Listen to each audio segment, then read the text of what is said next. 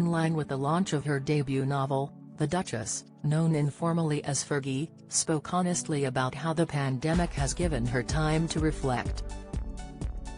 She said, "I did have and still have mental health issues, which I work at literally every day, I really do, and I have been in therapy for 24 years."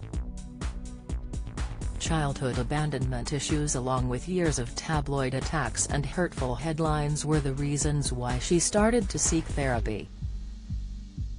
"Sometimes I talk to my therapist on a weekly basis, and then sometimes, when it gets really tough, I jump in and get a quick hit of trying to understand the negativity of the demons of my mind," continued the Duchess to Hello. "There are shadows, of course, for anyone that is as creative as I am. The shadow is very dark, because the light is very light. But that's the whole package of Sarah, and it's what made me write the book and talk to you today." The novel, titled Her Heart for a Compass, was co-written with Mills and Boon author Marguerite Kay and takes readers on a historical romantic journey. The writing process allowed the Duchess to explore unknown elements of her past, so much so that she based the protagonist on her real-life great-great-aunt Lady Margaret Montagu Douglas Scott. NHS knocked off world's best healthcare system spot dedicated to her daughters Princess Beatrice and Eugenie. The Duchess writes the words, "My beautiful girls, who have not waited until they are 61 years old to follow their hearts and to live life on their own terms." Explaining her choice of words in the interview, the Duchess says how it was in September 1988 when she became sensitive and insecure to every tabloid headline and story focusing on bad Fergie. She comments, "The worst thing about that was I believed every word of it. I couldn't come to terms with who this person was." Alongside unwanted tabloid attention, the Duchess had to cope with childhood memories of her mother leaving her family to marry professional Argentinian polo player Hector Barrantes, before being tragically killed in a car accident in 1998.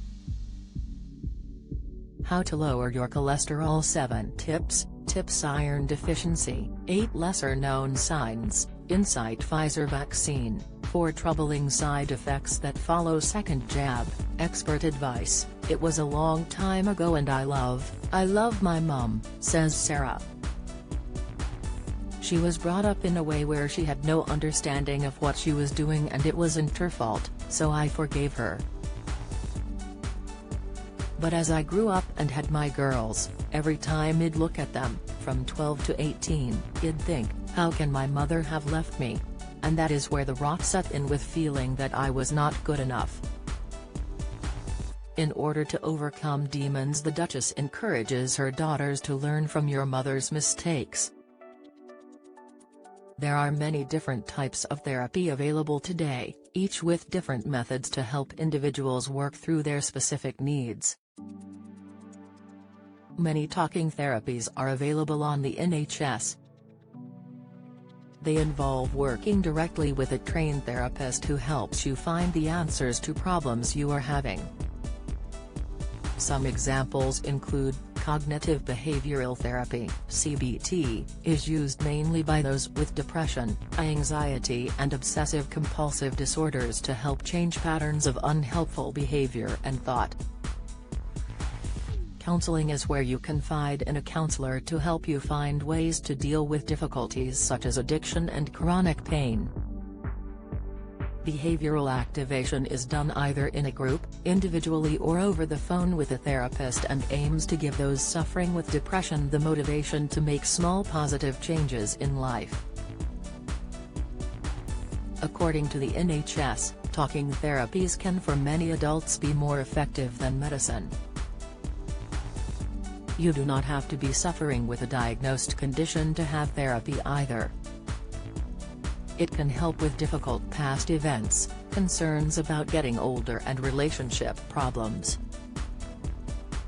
Talking to a stranger is usually easier than someone you know, and no matter what type of therapy you choose to partake in, the aim is to always make it easier to cope.